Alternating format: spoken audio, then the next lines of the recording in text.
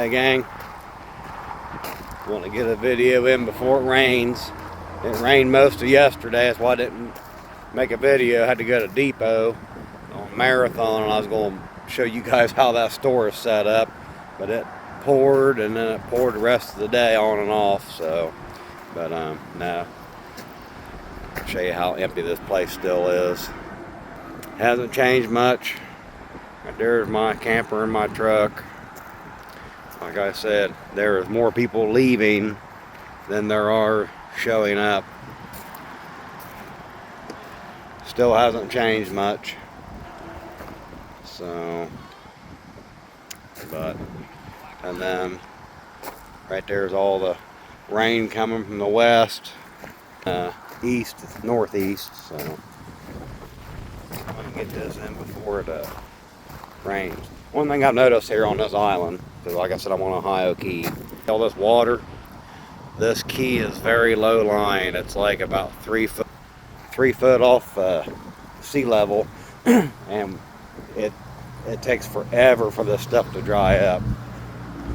When I bring my dog out to take him for a walk, I always got to try to skip around the puddles. Then he likes to splash me and get it all over my shoes and wherever else he can get it on me at. I've been seeing a lot of videos, like on Reels on Facebook, and my girlfriend, she's a TikToker. She likes to watch TikTok, and there's people boasting, like these young people, like they're not paying their bills. They're like, I'm not worrying about it. What are they gonna do to me? And I mean, there's even people my age is not paying their bills. And the thing is, it's going to knock them out of being able to buy anything as the economy continues to get worse and more places start to pop up and the prices continue to come down. And I remember back in when 2008, there was, let's see here, I bought a house in, I think it was 2009. It was a short sale, and I ended up getting, it was a 3-bedroom ranch, 2-car garage, normal size city lot, and I got it for $58,000. And I lived in that house for a couple years, and talking to the neighbors that was in that neighborhood, and a lot of them bought, I'm going to say probably 2007, 2006 and before, and they kind of like the prices they are right now. And one told me they paid $90,000 for the house. Excuse me. And pretty much like a lot of these houses are now, they owed more on their mortgage than what the house was worth, and they were stuck. Now, fortunately for that couple, they still had their jobs, but most people back then didn't have jobs. Now, this is the beachfront here. I'm almost out here to the beach, and I mean, this place is absolutely just getting more and more. Look at all this. All these spots are empty, all down through there.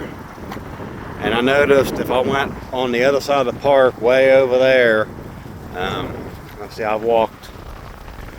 We're towards the end over there. I walked all the way up there, but all these are empty, not making any money.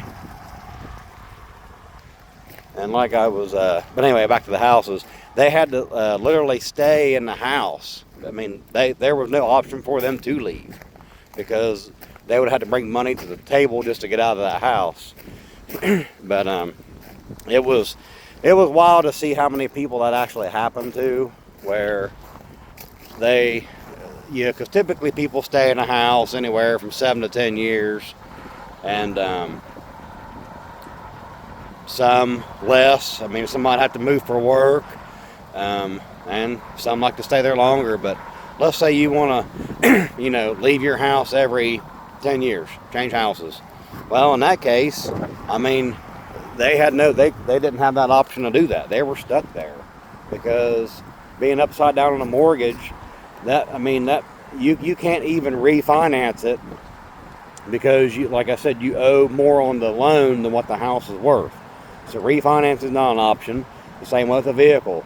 Like all these vehicles that people's bought and they've been trying to do refinancing on them, and the vehicle's upside down, they're stuck. They got to continue to make that payment.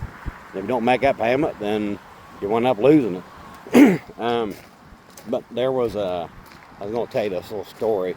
A couple that rented off of me, they started renting off of me, I think it was back in, I'm going to say 2000. I think it was the first house I bought for the purpose of a rental, and it was been around August of 2008.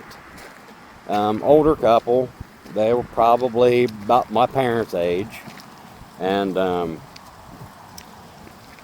they lost their house. What happened was he got sick with cancer. I think, if I remember, he was telling me they traveled out in the Southwest back when a lot of them chemicals and Roundup and all that stuff they're talking about now that causes cancer. But they were out there, and he ended up getting like some kind of a lung infection, and it went away for a little bit, then it came back. Well, when they got back to Ohio, excuse me, I'm sorry, this mug here is playing hell on my voice. You know, they got back to Ohio, bought them a house.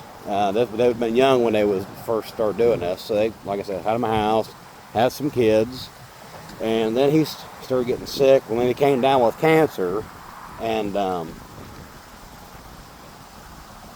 couldn't work, was unable to get disability or Social Security, so everything was on her. And she had a decent job, you know, but they kept taking out loans on the house to pay for his medical care and stuff. And well, it got to the point where there was nothing else to take out of the house to pay for medical care. So, and then they got to where they couldn't pay it, and they lost their house. And I'm going to guess this was probably beginning of '08. Excuse me.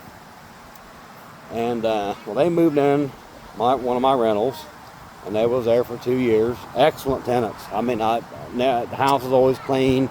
I never had to check on them. He did woodworking and stuff. But the funny story is that was this: after they moved in, then all of a sudden Social Security approved him for his disability. And then he got a back pay check, you know, like I don't know what it is. You get an attorney and you can sue them, and they give you so much of your back Social Security that you should have already gotten, but you didn't get it. And he was telling me that it would have been enough to let them keep the house. Well, they rented off me for 5 years, and after 2 years, they moved to a bigger house I had. I'm sorry. And it was right about that 5-year mark when they left. Before they left, he got a hold of me and he wanted me to come over, and he got something in the mail. So I went over and looked at it, and when I opened it up, it was a big envelope, like one of them great big ones you get, and had the deed to his house in it. And that was all it was just a deed to the house. And he asked me, I'm like, you need to call an attorney and see what this is about. Well, come to find out, excuse me, when they got foreclosed on, supposedly the way they got foreclosed on, they didn't do it the correct way. So the bank had to give them the house back, completely wipe the complete free and clear deed, but they had to pay up their back taxes, what was left on the property. They'd been in my house for rented off me for 5 years. And when he told me all that, he goes, I don't know what to do. And I said, you guys need to go home. That's your guys' home. You don't need to rent off me. Go back to your own, you got your house. And he contacted me after they'd moved back and said that fortunately, even though the house was sat empty, nobody had broke into it. The pipes weren't busted, and they were very fortunate. Now, the reason I'm telling you this story is not, this is like a 1 in a million shot this happened, but not always our credit scores tell the true story of what happened. Like in their story, that's what happened. Now, what the chances of that ever happen to being accurate again? Very, like maybe 1 in a million chance. But that just was one example of how credit scores are not fully accurate. Now, I'm gonna change real quick to let you guys see this. Last night to go to Big Pine Key to get a pizza, and all this was full of water. And I guess they got their drain over here. But like I said, this place is real bad with flooding. Like it just holds water. So that one little drain is all that controls all this. And there's still water sitting over there. And look how empty a lot of these spots are. Wild. Excuse me. But no, that was just wild. I thought I'd tell you guys that story. Because like I said, not every time will a bad credit score tell the true story of what really happened. Sounds like a popo car. Thought I heard something.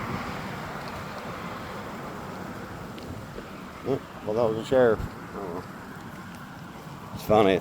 Right here behind me, see that cell tower? That's why I got full bars of 5G here at the campground.